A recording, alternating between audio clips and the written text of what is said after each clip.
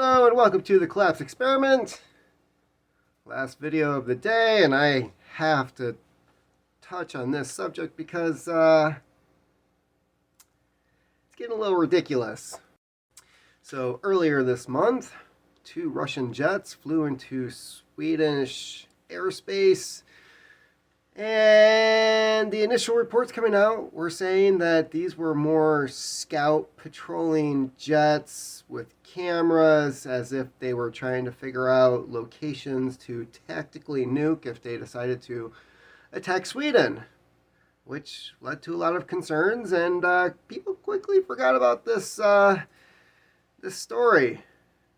So what happens? We go back to that same story, and now officials are trying to say that, oh, those cameras and those devices on those jets were something else entirely. They were actual nuclear warheads.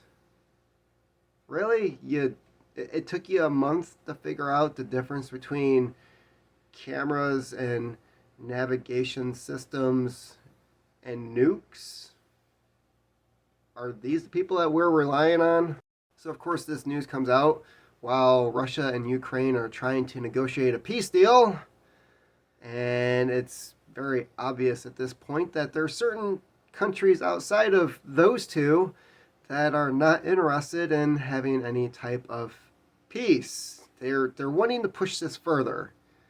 And there's no better way to get your eyes off of certain domestic issues and laptops than going to war, because there's all the eyes are over there. I mean, if you've been around for the last 20 years, you might remember that while we were in Iraq and Afghanistan, there were financial crimes happening here, white collar crimes happening here all over the place, and the criminals who implemented those crimes were given a nice hefty paycheck at the end of the day, and no one was prosecuted, and we didn't have to know where the money went, and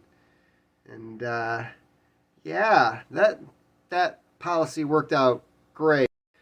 So while they're trying to make us think that these fighter jets, which don't normally carry nukes, were engaged in this type of activity, you have India, who's contemplating whether or not they're going to buy Russian oil using the ruble instead of the dollar.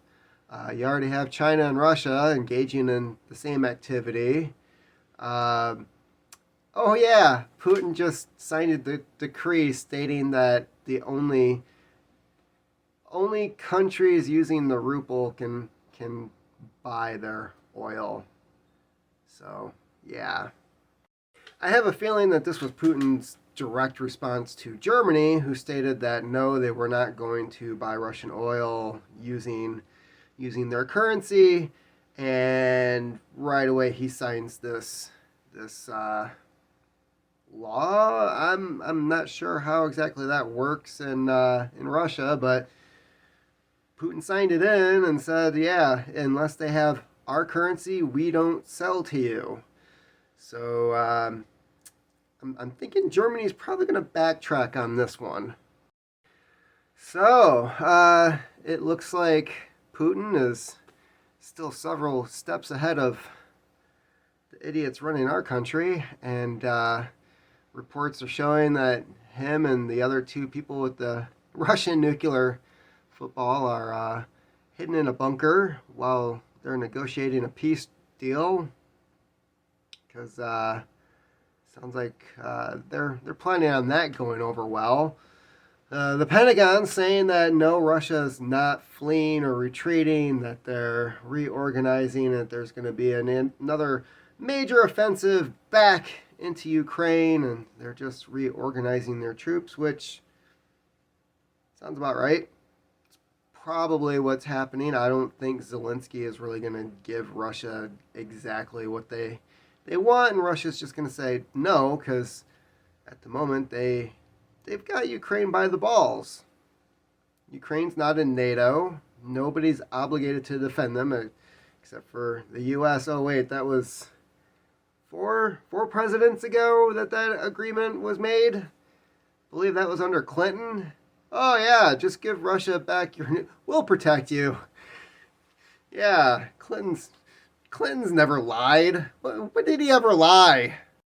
In the meantime, those good old days of when we were having a bunch of home foreclosures and houses were overappraised and people were getting mortgages they had no business getting. Yeah, Biden's trying to bring that back. Like, originally that was Bush's mistake, and this is just more proof that there's really no difference between the Democrats and the Republicans.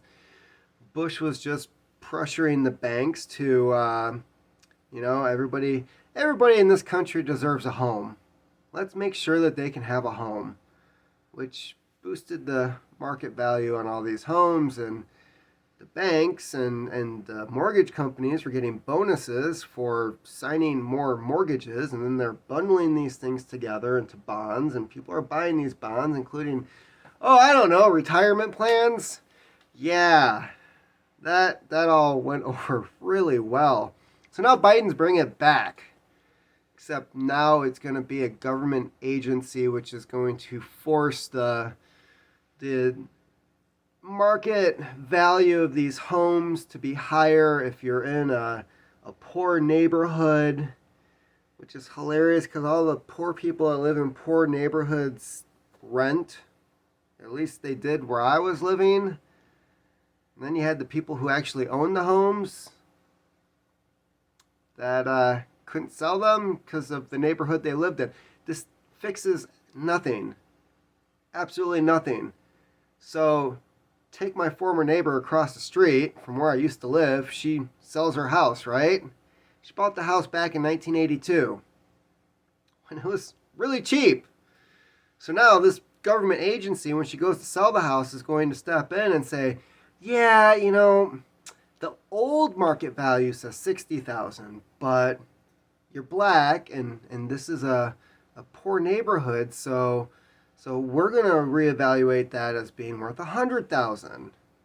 Well, now somebody has to come along and try to buy that house for $100,000. A bank is going to sign off on it because the estimated value is set by the federal government. Nothing ever goes wrong with that. So this poor schmuck is going to get stuck with the house, which is still only worth $60,000 in reality. It's still a shitty neighborhood. Artificially adjusting the price of a house doesn't change who your neighbors are and who's selling crack on the corner. It doesn't. I mean, they might upgrade the cocaine because, that's a white person drug and costs more. But who knows? Yeah, so that dude gets stuck with a $100,000 mortgage. The house isn't worth it. Odds are, if he's moving into that neighborhood, he can't afford a $100,000 mortgage. Therefore, he's going to foreclose, going to go back to the bank. The bank's going to try to sell it. And this whole cycle just continues on. And that is what Biden's doing. The only difference is that, the government is directly causing the problem that we're going to have, as opposed to the government suggesting certain policies and relaxation of rules when it comes to financing and mortgages. Who was at fault for that one? Well, yeah, it started at the top first, but it wasn't mandated. It wasn't required. It was something that Bush asked the banks and the mortgage companies to do. They didn't have to. What they saw was cha-ching, dollar signs. We can make a shit ton of money, and they did. And the same person who created that problem wrote them a nice check afterwards and said thank you, and make sure you don't destroy the economy next time. Yeah, things went over really well with that guy. So yeah, look forward to that one. Housing prices are already up. I guess they're actually trickling down at the moment, but with this new policy, yeah, this is gonna be fun. I can't wait for this. Just what we need. Another another federal agency to justify their existence, and they're not just going to expand into other places.